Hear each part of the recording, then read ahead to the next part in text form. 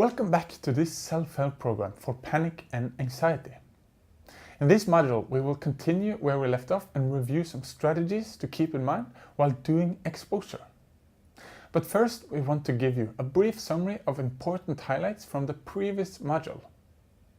Anxiety can be said to be a kind of false alarm, where you feel as though you are in danger, even when you are completely safe. One reacts just as one had to fight for survival. If you panic, then this is because your brain uses the anxious feeling to assess the danger. For example, if it feels like you aren't able to breathe, which in turn increases the anxiety, which can again greatly increase the feeling of not getting enough air, which in turn can make you completely convinced that you really are suffocating, or having a heart attack, or fainting, or going insane, or losing control, etc.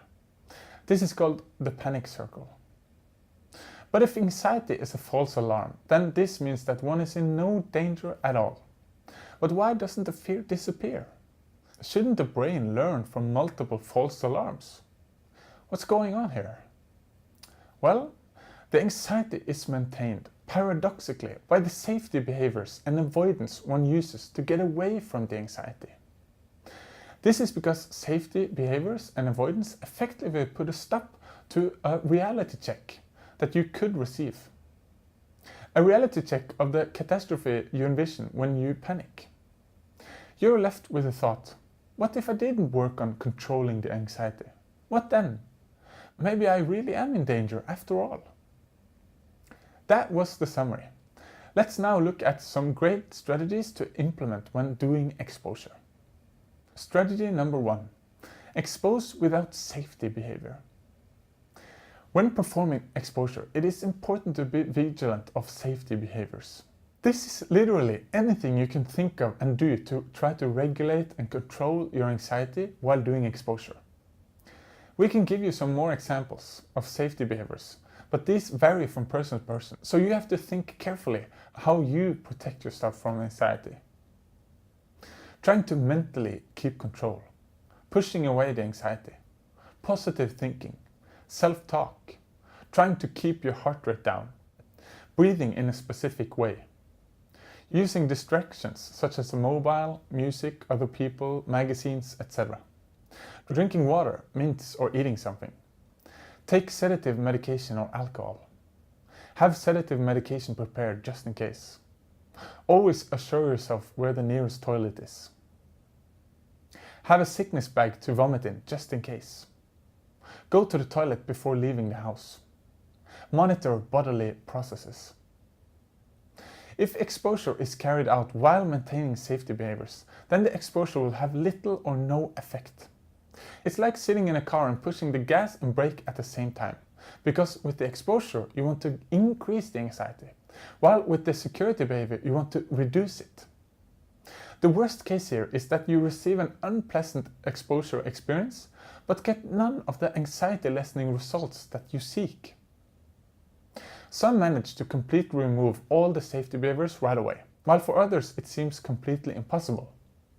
Then you should aim for a gradual reduction of these if you feel like you got no other choice. For example, if you're able to take the bus, but only if you have a mobile and headphones. Then you can first aim to be on the bus with only the phone in hand. Then only the phone in your pocket, then in your bag, and then lastly riding the bus completely without your phone. Strategy number 2. Try to increase the anxiety. The most effective strategy when conducting exposure is to do the opposite of what one really wants. Actively seeking out and trying to increase your anxiety instead of avoiding or controlling it. Stand up if you're afraid to faint. Go further into the woods if you really want to run home. Breathe hard and quickly if you really want to breathe slowly. Go deeper into the woods if you want to get away. And so on. The aim of exposure is to increase the anxiety as much as possible. The anxiety is the key.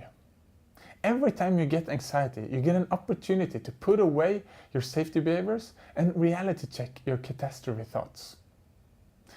And the more anxiety you get, the more potent the reality check will be. Strategy number 3. Work as intensely as you can. When performing exposure, the toughest exposure is the most effective because it triggers the most anxiety. Psychologists recommend that patients work on exposure as intensely as they can. This makes the whole process go a lot faster than compared to just doing a little here and there. In a sense, exposure therapy is a lot like chemotherapy for cancer. A good dose of chemotherapy is powerful because it quickly removes the cancer, although it's demanding and very unpleasant. A too small dose of chemotherapy is at risk of not damaging the cancer at all, and then you might need to do more chemo over time to manage the cancer. Most people want a tough but effective treatment, and this is also the case with exposure therapy for anxiety. If it's possible for you, then we recommend you set aside an entire workday of different exposure exercises, where you repeat and vary exercises over time. Strategy number 4. Vary the type of exposure. If you want to get the most out of each exposure exercise, you should strive to vary the situation, method, and context. Variation is what you want. We can use panic when driving as an example here. The most effective way to remove the anxiety is not to practice the same thing over and over again until the anxiety has disappeared. On the contrary, it's better to look for different routes, maybe use different cars, drive alone and with others, and also perform other exposure exercises that can trigger anxiety, like taking the bus or going for walks alone, etc. In practice, this means actively aiming to increase the anxiety instead of aiming for the anxiety to disappear. If you vary the type of exposure exercises, it's likely that the anxiety returns, and that's exactly what we want. Then you get another opportunity to reality check.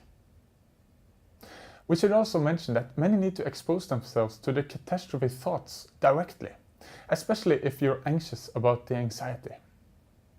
For example, one can try to consciously think the catastrophe thought while doing exposure, telling yourself, anxiety is dangerous.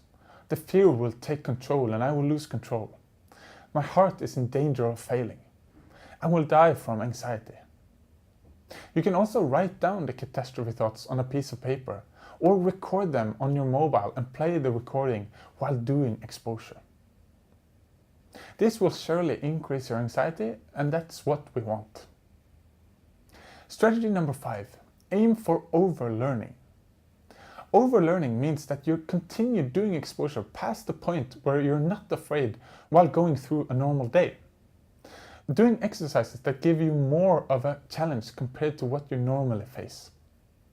This will of course give you extra anxiety and will be really uncomfortable, but it will also be extra effective.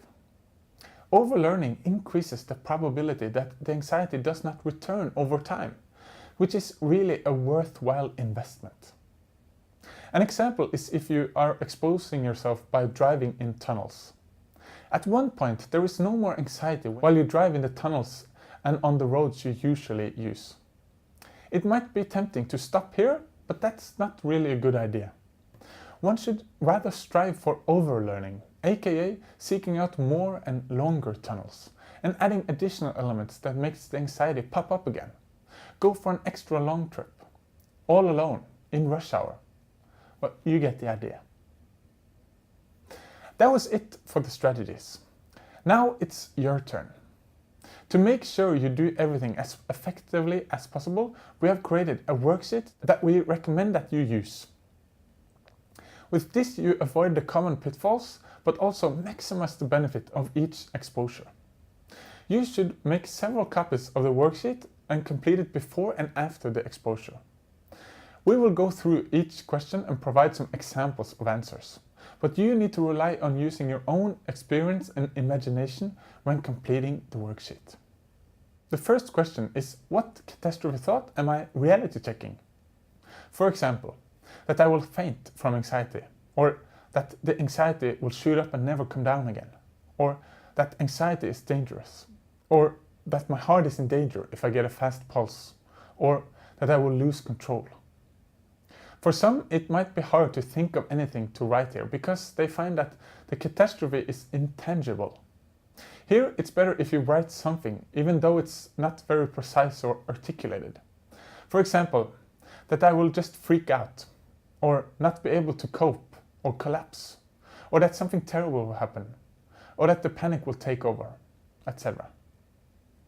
If you can't think of a single catastrophe, then you can leave this open and ask yourself during the exposure, what am I afraid of? To get more clarity here. Then you answer the question, how likely do I think it is that the catastrophe will happen? Here you can write percentages or write complete sentences about the probability of the catastrophe actually happening. The next step is to find the exposure exercises that will trigger the anxiety. For example, go for a walk in the woods alone, hyperventilate for a minute, strenuous exercise on a treadmill, go shopping where I find a big crowd. Next is what safety behaviors should I reduce or stop completely. Here are some examples. Go without the mobile phone, drive the car at normal speeds, avoiding trying to calm myself with self-talk, do not sit down if I'm afraid of fainting, keep seated if I get anxious, not use movement as a distraction. Next is to try to think of examples of what strategies you can use to seek out and increase the anxiety. For example, get up when I'm afraid of fainting, go deeper into the woods if I get anxious, breathe hard and fast, and increase my speed when I'm afraid of something might happen to my heart. Breathe as little as possible if I'm afraid of not getting enough oxygen. Go further into the crowd when I'm afraid I'll just snap. Sit completely still when the anxiety makes me want to move. The next part of the worksheet are questions to complete after the exposure. This can be compared to a coach who reviews a match together with his football team. What went well? What can we improve? Did it go as planned? Or what happened? Just as this is very important for the team, it's also important for you to maximize the effectiveness of each exercise. The first question is, was it as bad as I thought? I was terrified during the exposure, thought everything would go wrong. The next question is, was there a catastrophe? I was afraid I would lose control and that the anxiety would not go down. But that did not happen. The anxiety returned several times through the exposure sessions, but it disappeared after a couple of minutes every time. The next question is, to what degree did I manage to not use the safety behaviors and to seek out the anxiety? About 50%. Usually I travel with my phone in hand, but this time I left the phone at home. But in the situation I was very scared and concentrated very hard on not losing control. Next time I'll try even harder not to do this, and rather try to increase my anxiety. The next question is, imagine redoing the same exposure exercise. How much do I now fear the catastrophe? Here you can write percentages or plain text. For example, I think I'm still afraid of it, but not as much as before. Maybe 60%? We've now reached the end of this module and the end of the main curriculum in this self-help program. You now have the tools you need to plan and follow through with effective exposure therapy for your anxiety. Good job! We really recommend that you repeat the videos in this process, especially if you get started with exposure, where you might become uncertain about the why and the how. You might want to enlist the help of a friend or family member while conducting exposure, as long as this is not a safety behavior. In this case, we recommend that this person also watches the videos, so that he or she knows why you're doing the exposure. The next 3 videos are about specific types of challenges, namely the fear of flying, health anxiety, and phobias. You can look at these if they are relevant for you. You will find links in the video description. You will also find a link to a video about mental health in a societal perspective that is valuable for many. We hope you feel that you have gotten the tools you need to effectively work on getting rid of your anxiety. But if you feel that this is not the case and that your challenges are bigger than you can handle yourself, then we really recommend that you seek out professional help. Here are some possibilities. You could try contacting a doctor and ask for a referral to a specialist who treats anxiety. Alternatively, you can find a private specialist who you pay yourself. Then you don't need a referral. If you have an urgent need of help, you should visit the nearest emergency room. We wish you the very best of luck and good job on completing the main series.